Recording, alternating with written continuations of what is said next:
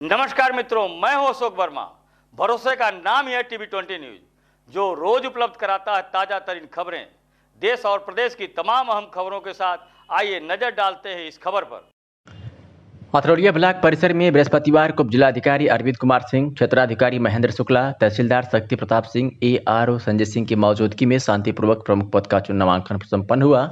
सर्वप्रथम सपा से पूर्व ब्लॉक प्रमुख चंद्रशेखर यादव ने ब्लॉक परिसर में लगी पूर्व ब्लॉक प्रमुख रहे अपने पिता स्वर्गीय माया प्रसाद यादव की प्रतिमा पर चरण स्पर्श करते हुए अपना नामांकन 3 सीटों में किया।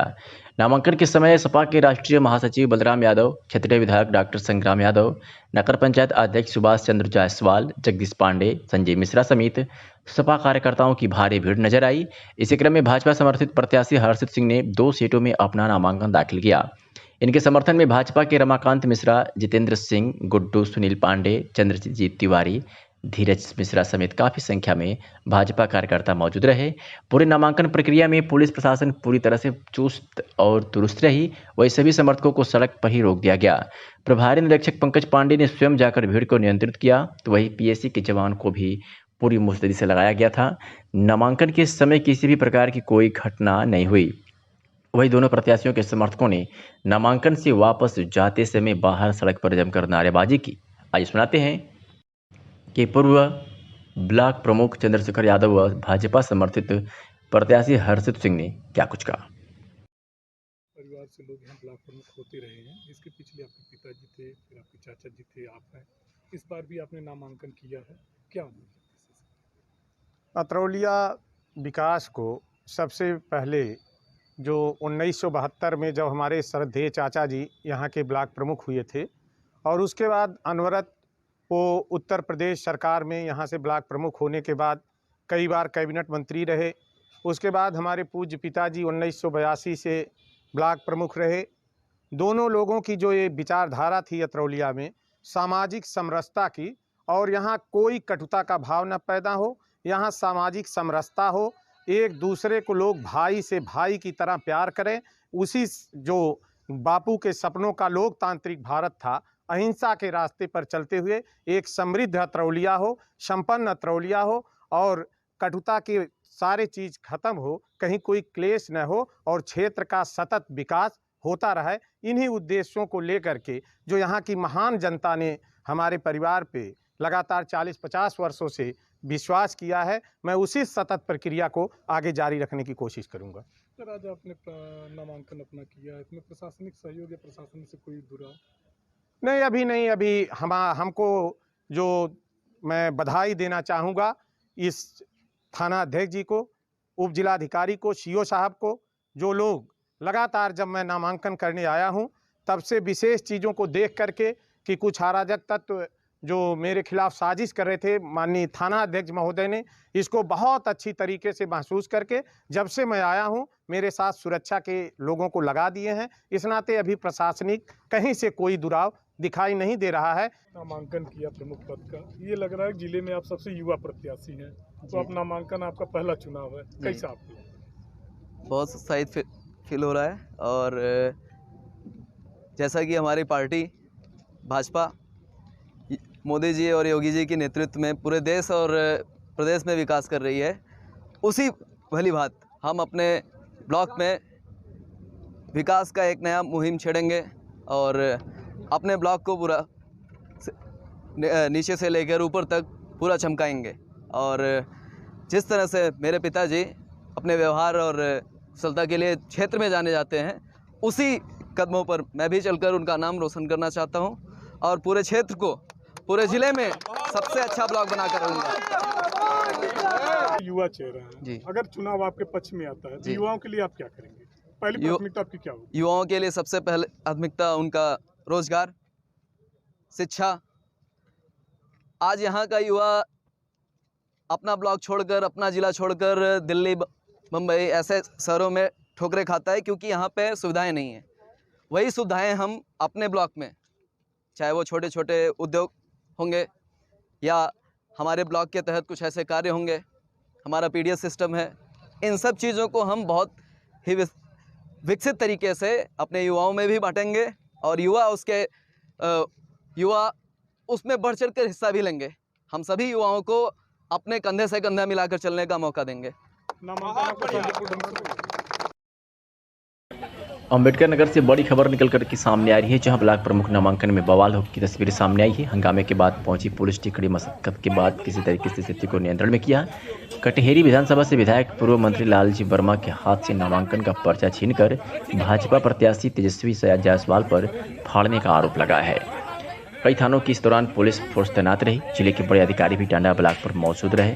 मामला जिले के टांडा ब्लॉक का बताया जा रहा है। तस्वीरें आपके सामने है जो अम्बेडकर नगर जनपद से टीवी 20 न्यूज पर दिखा रहे हैं, जहां ब्लॉक प्रमुख नामांकन में बवाल हुआ। हंगामे के बाद पहुंची पुलिस ने स्थिति को नियंत्रण में किया। भाजपा प्रत्याशी तेजस्वी जायसवाल पर कटेरी विधानसभा से विधायक पूर्व मंत्री लालजी वर्मा के हाथ से नामांकन का पर्चा छीनकर फाड़ने का आरोप लगा है।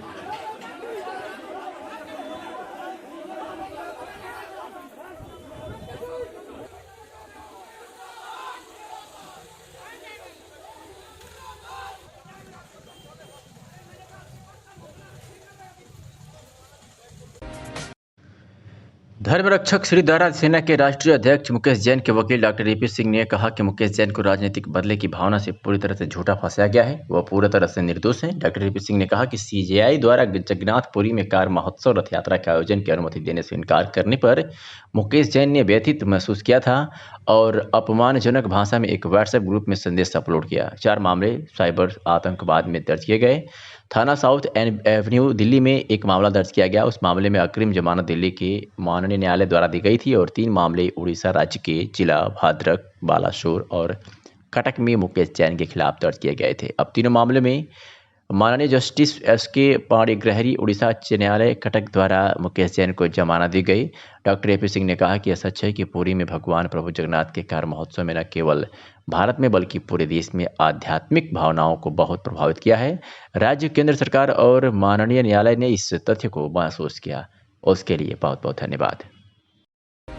अम्बेडकर नगर जनपद के टांडा ब्लॉक पर उत्सव में हड़कंप मच गया जब पूर्व मंत्री लालजी वर्मा अपने प्रत्याशी का नामांकन कराने जा रहे थे। पूर्व मंत्री लालजी वर्मा अपने ब्लॉक प्रमुख प्रत्याशी सुरजीत वर्मा का नामांकन कराने जैसे ही गेट पर पहुंचे, वैसे ही मुंह पर मास्क लगाए भाजपा प्रत्याशी ने उनके हाथ से नामांकन पर्चा छीनकर फाड़ दिया तो वहां मौजूद समर्थकों ने हंगामा खड़ा कर दिया और पर्चा फाड़ने वाले व्यक्ति भाजपा प्रत्याशी तेजस्वी जायसवाल के रूप में हुई। मामले को बढ़ता देख पुलिस ने हल्का बल प्रयोग करते हुए तेजस्वी जायसवाल को अपने कस्टडी में लेकर नामांकन कैंपस के अंदर कर दिया। पूर्व मंत्री लालजी वर्मा ने आरोप लगाया है कि इस तरह की गुंडागर्दी के बावजूद प्रशासन उसे बचाने का काम कर रहा है। क्या कुछ कहा लालजी वर्मा ने, सुनवाते आपको। हम लोग क्षेत्र पंचायत प्रमुख में श्री सुरजीत वर्मा का नामांकन कराने आ रहे थे और फार्म लेकर जैसे हम लोग उतरे, सुरजीत को भेजने के लिए तत्पर हुए कि वो जाएं अंदर और नामांकन कराने का काम करें। इसी समय एक दाढ़ी वाला व्यक्ति, जिसको मैं पहले नहीं जानता था लेकिन बाद में पता चला कि तेजस्वी जायसवाल है, उसके और उसके कई साथी इकट्ठा थे वहाँ पे। उसने जो है आके हमारे हाथ से फार्म खींचने का प्रयास किया। फार्म खींचा, उसी खींच में मैं गिर पड़ा और जिससे मेरा कपड़ा जो है वो कीचड़ में सन गया था। प्रशासन के सभी अधिकारी मौजूद थे और उन लोगों के रहते हुए उसने इतनी हिम्मत की और उसको जहां इस तरह का अपराध करने के उपरांत उसको जेल में बंद कर जाना चाहिए, उसको बंद ना करके पुलिस संरक्षण में उसका नामांकन कराने का काम किया गया।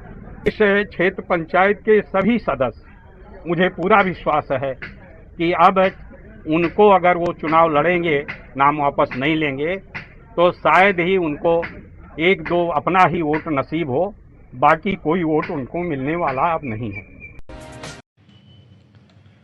आजमगढ़ नगर को स्वच्छ सुंदर बनाने के अभियान में जुटे भारत रक्षा दल के कार्यकर्ता ठंडे सड़क पर स्थित पार्क की स्थिति सुधारने के निरंतर श्रमदान, समयदान, अर्थदान करते हुए पार्क की दशा में काफी सुधार कर दिया है। भारत रक्षा दल के कार्यकर्ता लगभग 10 माह से इसमें प्रतिदिन श्रमदान कर रहे हैं, जिसके परिणाम स्वरूप पार्क में 2 झूले और लोगों को टहलने के लिए रास्ता साफ हो चुका है। इस कार्य में लगे कार्यकर्ताओं ने कहा कि यहाँ हम निरंतर प्रतिदिन 3 घंटा का समय देते हैं। हम लोगों ने तय कर लिया था कि इस पार्क को लोगों के लिए उपयोगी बनाकर ही दम लेंगे। आज नतीजा सामने है कि लोगों को टहलते देख व बच्चों को खुश होकर झूलते देख हम लोगों को काफ़ी खुशी होती है कि हम लोगों ने कुछ कार्य किया है। अब यहाँ सुबह शाम परिवार के लोग अपने बच्चों को लेकर आने लगे हैं। अभी हम लोगों ने फूटे टूटे चबूतरे को मरम्मत करके लोगों को बैठने योग्य बना दिया है।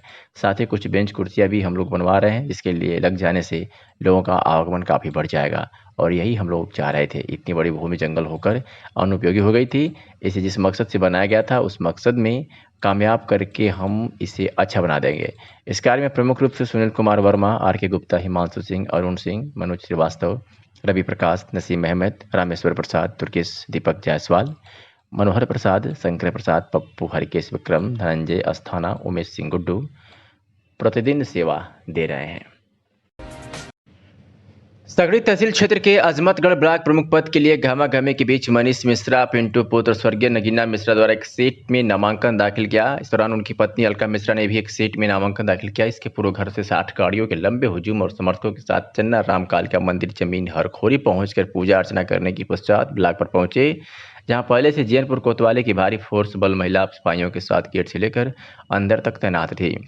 इस दौरान भाजपा के कई दिग्गज नेता भी नामांकन में शामिल हुए। नामांकन के समय मनीष मिश्रा के प्रस्तावक नीलम पांडे एवं अनुमोदक मोहम्मद खालिद रहे एवं अलका मिश्रा के प्रस्तावक संजय मिश्रा रहे एवं अनुमोदक पूर्व ब्लॉक प्रमुख कुमारी सोमारी रही। इस दौरान रिटर्निंग ऑफिसर अशोक त्रिपाठी ने बताया कि दोनों लोगों ने एक एक सेट में पर्चा दाखिल किया है। दोनों ही पर्चे अवैध पाए गए हैं। नाम वापसी 9 जुलाई को होगा एवं चुनाव 10 जुलाई को संपन्न कराया जाएगा, जहां मनीष मिश्रा को पहले से निर्वाचित होना सुनिश्चित हो गया है। इस दौरान मनीष मिश्रा पिंडू ने कहा कि यह 107 जो हमारे बीडीसी सदस्य हैं उनकी जीत है। इस दौरान जैनपुर थाने के थाना प्रभारी दिनेश यादव, एसएसआई केसर यादव, सीआई चंद्रशेखर यादव, चौकी इंचार्ज मिलिया भगत सिंह सहित दर्जनों की संख्या में पुलिस के जवान मुस्तैद रहे। क्या कुछ कहा मीडिया से हुई बातचीत में मनीष मिश्र पिंडू ने, सुनवाते हैं आपको। नामांकन हुआ है, बाकी कितने लोगों ने नामांकन दाखिल किया है और क्या स्थिति है? आज अजमतगढ़ ब्लॉक में सारे क्षेत्र पंचायत सदस्य, सारे ग्राम प्रधान, जितने जनप्रतिनिधि है, सारे लोग मिलजुल कर एकजुटता दिखाए और भाईचारगी का एक मिसाल कायम किया गया कि अजमतगढ़ ब्लॉक में विकास का गति को बढ़ाया गया। हम सबसे पहले अपने क्षेत्र पंचायत सदस्यों को बहुत बहुत धन्यवाद देना चाहता हूँ कि 107 की संख्या में सबकी निष्ठा और सबका प्यार हमारे साथ रहा। मैं सबसे पहले उनको बहुत बहुत धन्यवाद देना चाहता हूँ। हमारे साथ अजमतगढ़ ब्लॉक के और जनपद के अन्य कोने कोने से सारे सहयोगियों को मैं बहुत बहुत धन्यवाद देता हूँ। सबका आशीर्वाद है, सबका प्यार है, जिसके नाते आज अजमतगढ़ ब्लॉक में निर्विरोध पर्चा दाखिल हमारे अलावा किसी और ने नहीं किया। बहुत बहुत धन्यवाद। आजमगढ़ जनपद में पुलिस अधीक्षक के निर्देश पर अपराधियों पर नियंत्रण हेतु चलाए जा रहे अभियान के तहत आज जनपद की विभिन्न थानों की पुलिस ने निम्न अपराधियों को गिरफ्तार किया है, जिसमें पवई थाना की पुलिस ने लड़की का अपहरण व दुष्कर्म करने वाले को वांछित व्यक्ति को गिरफ्तार किया है, तो वही कप्तानगंज पुलिस ने फर्जी जमीन का बैनामा करने वाली अभियुक्ता को गिरफ्तार कर सलाखों के पीछे भेज दिया है। बात करें अगर थाना रानी की सराय पुलिस की, तो थाना रानी की सराय पुलिस ने किशोरी को बेला फुसला कर ले जाने वाले को गिरफ्तार किया है, तो दीदारगंज पुलिस पर जानलेवा हमले करने वाले वांछित अभियुक्त को अवैध तमंचे व कारतूस के साथ गिरफ्तार किया है। वही थाना देवगांव की पुलिस ने गैंगस्टर एक्ट के तहत एक वांछित अभियुक्त को गिरफ्तार किया है। आजमगढ़ के सगड़ी तहसील के हरैया ब्लॉक में प्रमुख चुनाव के पर्चा दाखिल के दिन गुरुवार को भाजपाइयों ने जमकर हंगामा किया, जो पूरे दिन चलता रहा। क्षेत्र पंचायत के 2 सदस्यों के अपहरण का आरोप लगाकर सपा प्रत्याशी को घंटों तक पर्चा दाखिला करने से रोकर रखा। गेट के सामने ही हो रहे हंगामे की सूचना मिलते ही उप जिलाधिकारी सगड़ी गौरव कुमार मौके पर पहुंच गए और समझाकर किसी तरह से मामला शांत कराया। उन्होंने हंगामे कर भाजपाइयों को आश्वासन दिया कि अपहरण करने वालों के खिलाफ प्राथमिकी दर्ज कर सख्त कार्रवाई की जाएगी। हंगामे के बीच पूर्व विधायक अभय नारायण से भी धक्का मुक्की हुई। ब्लॉक परिसर से विधायक को सीओ सगड़ी के संरक्षण में बाहर निकाला गया। भारतीय जनता पार्टी के संतोष कुमार सिंह ने कहा कि समाजवादी पार्टी के लोगों ने हमारे 2 बीडीसी सदस्यों का अपहरण कर लिया। जब तक सदस्यों को हमें नहीं दिया जाएगा, हम लोग गेट से नहीं हटेंगे।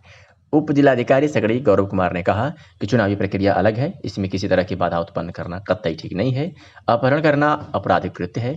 लिखित तारीख दी जाएगी, प्राथमिकी दर्ज कर कार्रवाई की जाएगी। पूर्व चंद्रशेखर यादव ने कहा कि भाजपा के लोग सपा की सारिका पटेल को नामांकन करने से रोक रहे थे, जो लोकतंत्र में नहीं हो सकता। चुनाव सभी को लड़ने का अधिकार है। जो बीडीसी के अपहरण का आरोप लगा रहे हैं वो झूठा आरोप है, जिससे चुनाव आसानी से भाजपा के लोग जीत सके। जबकि पुलिस के सामने ही भाजपा के लोग हंगामा किए और पुलिस प्रशासन मूक दर्शक बनी रही।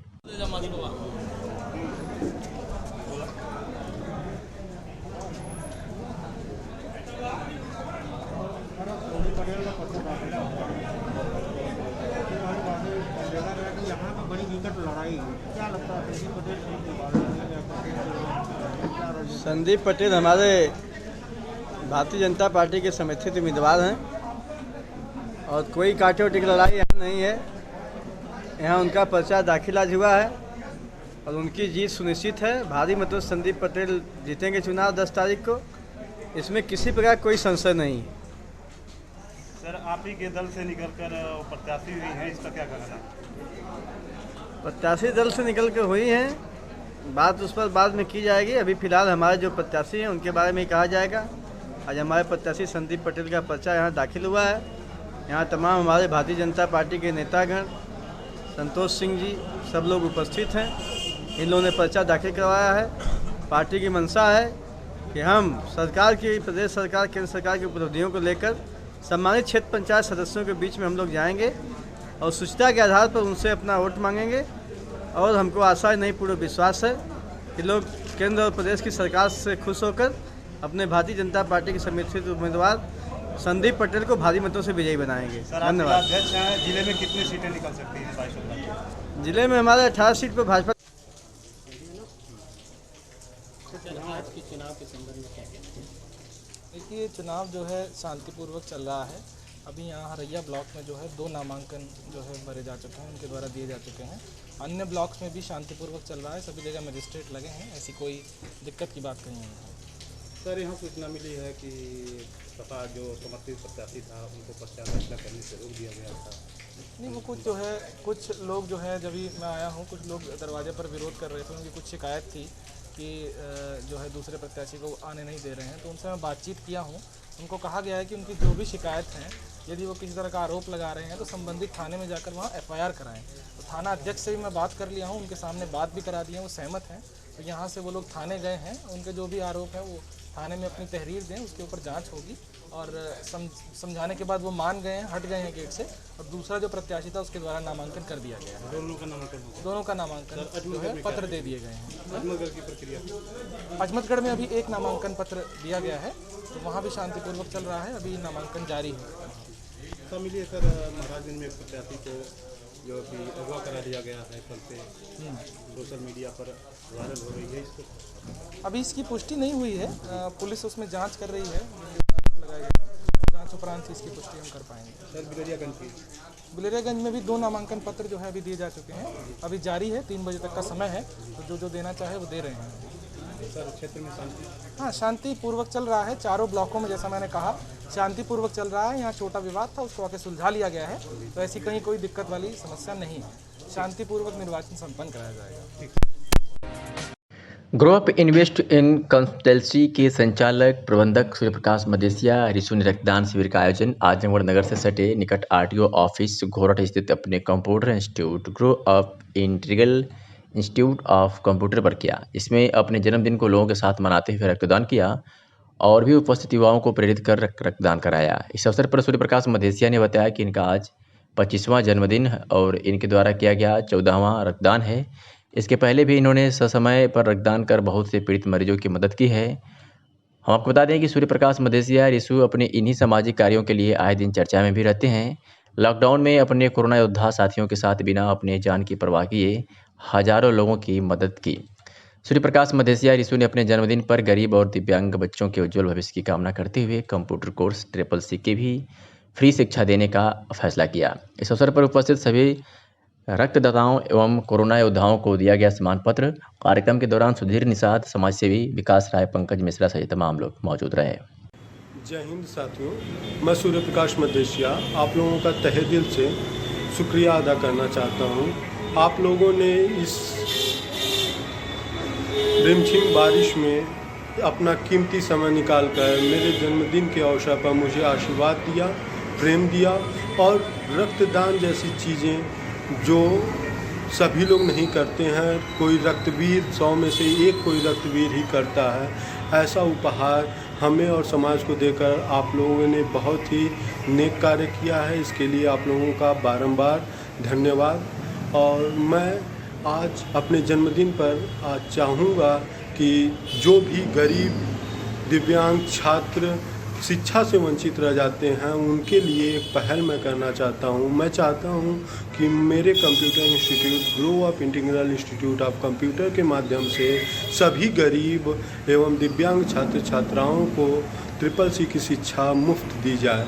और इसमें हमारे सहयोगी अखिलेश राजभर जी जो कि हमारे यहाँ बतौर टीचर HOD हैं हमारे कंप्यूटर डिपार्टमेंट के, उनसे हमारी बातचीत हुई। उन्होंने इस कार्य के लिए अपनी सहमति दी और मेरे साथ गरीब और दिव्यांग छात्रों को निःशुल्क शिक्षा देने का प्रण लिया। इसके लिए मैं अखिलेश राजभर जी का भी धन्यवाद करना चाहता हूं और तमाम अपने युवा साथियों से आग्रह करना चाहूँगा कि वो भी ऐसे कुछ छोटे छोटे पहल करते रहें जिससे हमारे समाज में जो भी कमियां हैं उसे परिपूर्ण किया। महाराजगंज से खबर है। उत्तर प्रदेश के आजमगढ़ जनपद के महाराजगंज से खबर है, जहां ब्लॉक प्रमुख पद के लिए हो रहे चुनाव में नामांकन की प्रक्रिया कड़ी सुरक्षा व्यवस्था के बीच संपन्न कराई गई। बता दें कि महाराजगंज ब्लॉक में नामांकन की प्रक्रिया अपने निर्धारित समय से शुरू होकर शांतिपूर्वक संपन्न कराने में स्थानीय प्रशासन ने पूरी तत्परता दिखाई। नामांकन के समय प्रत्याशियों के साथ साथ समर्थकों में भी उत्साह देखने को मिला। एक तरफ जहां भाजपा ने सुनीता यादव पर विश्वास जताया है, तो वही सपा ने 2 बार के ब्लॉक प्रमुख रहे रमा देवी पर दांव खिला है। बता दें कि रमा देवी ने 3 सीटों में पर्चा भरा, तो वही सुनीता यादव ने 2 सीटों में नामांकन किया। कैंपेनियन फॉर्म को लेकर एक आपत्ति भी दर्ज कराई गई, जिसके संबंध में पत्रकारों ने जब ARO से पूछा तो उन्होंने सारे फॉर्मों का अवलोकन कर रिपोर्ट के साथ निस्तारण के लिए चुनाव आयोग को भेजने की बात कही।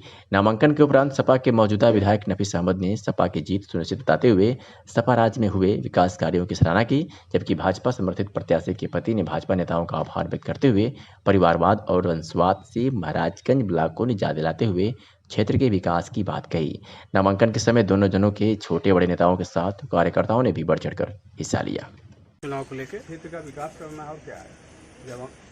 जब मैं भी प्रमुख था, ये भी प्रमुख थी, माता जी प्रमुख थी, तो पूरा क्षेत्र का विकास हुआ, पैसे का सदुपयोग होता है। आज के नामांकन में आप भी समर्थक के तौर पे आए, क्या विचार है, क्या सोच है आपकी आज इस चुनाव को लेकर? देखिए, आपको पता होगा कि विधानसभा गोपालपुर और ब्लॉक महाराजगंज ये समाजवादियों की धरती रही है। यहाँ पर माननीय नेताजी और आदरणीय राष्ट्रीय अध्यक्ष अखिलेश यादव जी का हमेशा परचम बुलंद रहा। हमारी जो प्रत्याशी हैं, इससे पहले इन्होंने 2 बार इस ब्लॉक का नेतृत्व किया है और उस नेतृत्व काल में यहाँ के BDC, यहाँ के प्रधान, उनका सम्मान हुआ है। उनके विकास के लिए इन्होंने संघर्ष किया, विकास कराया है। आज क्षेत्र ये गवाही दे रहा है कि यहाँ का विकास अगर कोई कर सकता है तो वो समाजवादी लोग कर सकते हैं, अखिलेश यादव के सिपाही कर सकते हैं। तो माननीय हमारी श्रीमती जो रमा देवी जी हैं प्रत्याशी, वो और हमारे आदरणीय MLC राकेश यादव गुड्डू जी मिलकर, हम सब मिलकर इस क्षेत्र का, इस ब्लॉक का विकास करने का काम करेंगे और फिर से 10 तारीख को हम माला पहना के इतिहास रचने का काम करेंगे। पारस जी, भारतीय जनता पार्टी ने आप पे विश्वास जताया है, इस चुनाव को किस रूप में ले रहे हैं आप? आज मेरी पत्नी सुनीता यादव भारतीय जनता पार्टी की समर्थित उम्मीदवार के रूप में यहाँ पर नामांकन दाखिल किया है। इन्होंने ये सोच करके नामांकन दाखिल किया है कि जो 30 साल से इस ब्लॉक में परिवारवाद की व्यवस्था चली आ रही है, उसको दमखम से उखाड़ के फेंकने का काम करेंगे और जो 30 साल से जनता का शोषण इस ब्लॉक के अंदर हो रहा है, उसको मिटा करके इस क्षेत्र को विकास के लिए हम आगे ले चलने का काम करेंगे और पार्टी को, भारतीय जनता पार्टी को मजबूती से महाराजगंज ब्लॉक से आगे ले चलने का काम करेंगे। आजमगढ़ जिले के सबसे चर्चित हाई प्रोफाइल सीट पलना से निर्दल प्रत्याशी अस्मिता सिंह ने आज नामांकन कर दिया। करीब 3:30 बजे पर्चा सत्यापन हुआ, जिसमें उनका पर्चा एक्सेप्ट कर लिया गया। जिसके बाद तीव्र समर्थकों के साथ बाहर निकली, जहां उनके समर्थकों ने उनका जोरदार स्वागत किया। जिसके बाद वह पलना देवी मंदिर में दर्शन करने के लिए रवाना हो गई। इस दौरान मीडिया से बातचीत के दौरान उन्होंने कहा कि हमें जनता का अपार समर्थन मिल रहा है और हम चुनाव जीत चुके हैं। बस औपचारिक घोषणा बाकी है। मैम, आज आपने पर्चा भर दिया है, एक्सेप्ट भी कर लिया गया है, पूरा तंत्र आपके खिलाफ है, क्या रणनीति होगी चुनाव जीतने का? चुनाव बहुत अच्छी तरीके से जीते, पूरी जनता मेरे साथ है और हम बहुत जल्दी 2 दिन में चुनाव जीत गए। जैसा कि आपने माननीय न्यायालय का दरवाजा भी खटखटाया था, आरोप लगाया था प्रशासन का दुरुपयोग करके आपको परेशान किया जा रहा है, तो अभी आप हमें बहुत परेशान किया गया भैया, इसलिए हम माननीय उच्च न्यायालय में गए और उन्होंने मुझे सुरक्षा भी दी और पूरी जनता का मेरे साथ पूरा सहयोग। आज भी भाजपा के लोगों ने अपने रोकने का प्रयास किया है? आज किसी ने मुझे परेशान नहीं किया और मेरा नामांकन बहुत सही है। यूपी के हमीरपुर जिले में ब्लॉक प्रमुख पदों के लिए नामांकन प्रक्रिया आज से शुरू हो गई है। जिले के 7 ब्लॉकों में ब्लॉक प्रमुख पद के लिए बीजेपी प्रत्याशी और सपा के प्रत्याशी आमने सामने हैं। नामांकन के दौरान सपा के प्रत्याशियों और बीजेपी के प्रत्याशियों ने भारी जनबल के साथ अपने नामांकन पत्र दाखिल करते हुए शक्ति प्रदर्शन किया। इस दौरान इन प्रत्याशियों ने कोरोना गाइडलाइन का जमकर उल्लंघन किया। हमीरपुर जिले के 7 ब्लॉकों कुरारा, सुमेरपुर, राठ, मौदहा, मुस्कुरा, सरीला, कोहंड सुबह 10 बजे से शाम 3 बजे तक नामांकन प्रक्रिया की होनी है। इसी के तहत जिले के कुरारा ब्लॉक में बीजेपी प्रत्याशी आशीष पालीवाल और सपा प्रत्याशी संजय यादव के बीच कांटे का चुनाव दिखाई पड़ रहा है। यहां दोनों ने अपने सैकड़ों समर्थकों के साथ शक्ति प्रदर्शन करते हुए अपने नामांकन पत्र दाखिल किए। इस दौरान नामांकन स्थल पर सुरक्षा व्यवस्था में भारी पुलिस बल की तैनाती रही और जिले में नामांकन प्रक्रिया शांतिपूर्वक संपन्न हो गई। अखिलेश भैया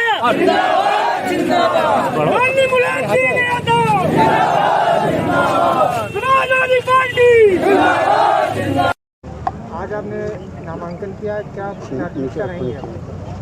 अपने क्षेत्र का विकास करना मेरी मेन प्राथमिकता है और जो जनता की जो अपेक्षा रही है उसमें खरा उतरना है और जो ब्लॉक में जो भी काम आते हैं अभी तक धांधली होती रही है वो धांधली को रोकने के लिए मैंने अपना नामांकन किया है। किस पार्टी से दाखिल और कौन से ब्लॉक के लिए आपने नामांकन किया है? बीजेपी पार्टी से दाखिल किया है, कुरारा ब्लॉक क्षेत्र पंचायत से किया है। और एक खबर उत्तर प्रदेश के कानपुर से है, जहां महिला सिपाही के साथ होटल में रंगरलियां मनाते उन्नाव में तैनात सीओ पकड़े गए हैं। बता दें कि कल एसपी उन्नाव से घर जाने के लिए छुट्टी ली थी। पर्सनल और शिवजी मोबाइल बंद कर माल रोड के होटल में रंगरलियां मना रहे थे। दोनों मोबाइल बंद होने पर पत्नी ने एसपी उन्नाव को फ़ोन किया था। एसपी ने सर्विलांस टीम और सीओ को तलाश में लगाया था। पत्नी ने दोनों मोबाइल बंद होने पर हत्या की आशंका जताई थी। सीओ सिटी और सर्विलांस टीम ने होटल के कमरा नंबर 201 से सीओ और महिला सिपाही को आपत्तिजनक हालत में बरामद किया। फिलखाना थाना क्षेत्र में ये होटल मौजूद है।